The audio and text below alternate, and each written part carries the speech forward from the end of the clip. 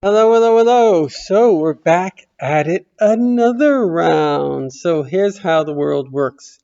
When you have strong, it's like a teacher in a classroom. Remember, there was this lady, she was actually a nun. She was teaching us science when I was a kid. She had no idea how to teach. And it was chaos, absolute chaos. One of the great things that a teacher can do is create order. When I became a teacher, I remember I called up Mrs. Gould. She was my fourth grade teacher. She was amazing. She had us all wrapped around her finger. And I said, how do I teach? So one of the things I asked her is if somebody misbehaves, what do I do? She says, what do you mean? You look at them. In other words, just producing authority. I recently got into the teaching field again, and I went to a guy who's actually a teaching coach. So he said, why do they make an announcement as soon as you sit down on a flight? They say, okay, this is your captain speaking, da da da, and then the stewardess says, okay, whatever. They're trying to subconsciously, and it works, they're letting you know we are here, we are in charge. And it's not a bad thing. What it does is it makes everyone feel safe. Okay, there's somebody in charge. Now imagine you got on a plane and there was no captain. Let's say it's an automatic flight and there's no stewardess. It would be chaos. So the point of the matter is you have to have a king. You have to have a leader. Now, you can argue, do you elect him this? But you have to have a leader, and that leader has to be powerful. And therefore, whenever America, and conversely, when America and Russia together were strong, the world was at peace. But when you put in, and this is how it works, when people feel calm and safe, because basically whenever they're nervous they vote for the Republicans because they that they're rational people that will keep them safe. But whenever they feel calm and everything's under control, so then they vote for the Democrats because they know the Democrats basically let you do whatever you want. It's like a bunch of students electing a principal. So if they feel unsafe, they're going to elect somebody strong to make them safe. But if they're feeling safe, they're going to elect someone weak so they can do whatever they want. So now what happens is, and this is really a messianic thing, is we're right before the coming of the Mashiach. And we know one of the great prophecies is Yisbaru v'Yislavnu. It will become clear who is good and who is evil. And so, just till recently, there has been this notion and amongst, I don't like to label, but left in Israel, oh, the Arabs are just like us. They're normal people. We have to get married to them and this and that. And suddenly, Joe Biden's president, so the Arabs know that they can get away with murder. And so it's all chaos again. And people who were yesterday your next door neighbors are wanting to kill you. And so basically, I want to conclude with a very, very simple truth. And I discovered this on the great festival of Shavuos when we have clarity of thought, especially with Torah. And it goes like this. All of Kabbalah really speaks about this. There's the right, the left, and the center. Right? I have a right hand, left hand, and I have a center. The right represents when you're feeling safe.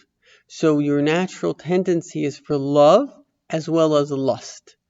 It's a desire-based reality. When you're feeling unsafe, so what is your natural tendency? To protect yourself.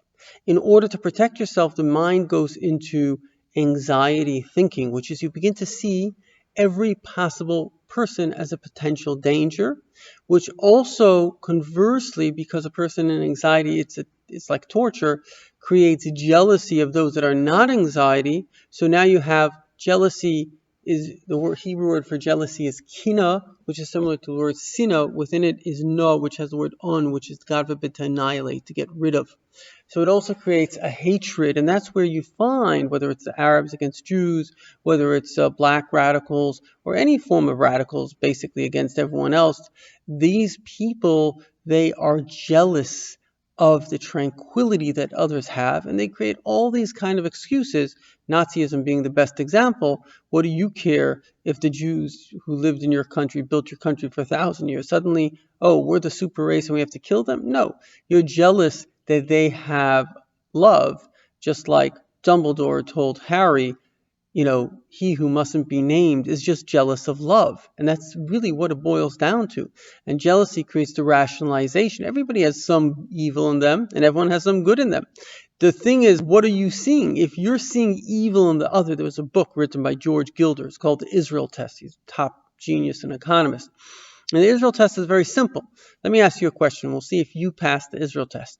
Say for a moment that somebody else is wealthy. How do you feel about him? Now, I can honestly say, to my shame, that there was a time in my life that I was anxious and I was jealous. And so at that time, when I read the Israel Test, and I asked myself, I actually wanted to tear him down.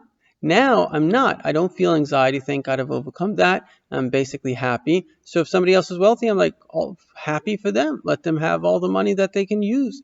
So the point is that jealousy is a subconscious motive. Now, nobody says, I want to tear him down because I am evil. They find a little bit of evil that's within them, and they highlight that, and that makes them, like Hitler, now I'm justified to do that. So you see how clearly the mind is manipulated by the desires. Finally, we have experience. Now, if you can overcome anxiety, which is we're not going to discuss here, actually, I'll give you a tip in a moment. If you can overcome anxiety, then you have experience. So you have the inexperienced person who is feeling safe because their society basically, thank God, after thousands of years, figured out how to create safety.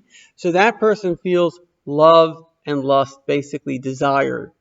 Then you have the person who's unfortunately feeling insecure, whether that's physical or whether it's emotional. There's a lot of bullying.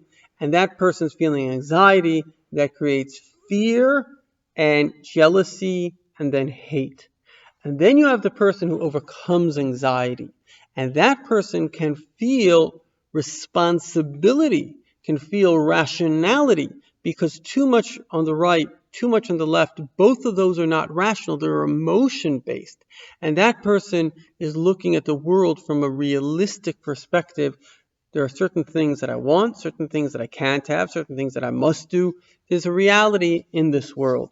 And just to conclude, 3 mechanisms to help you overcome anxiety. The first is, anxiety very often is based on your perception of reality. If you think the world is a bad place, then of course you're going to be anxious.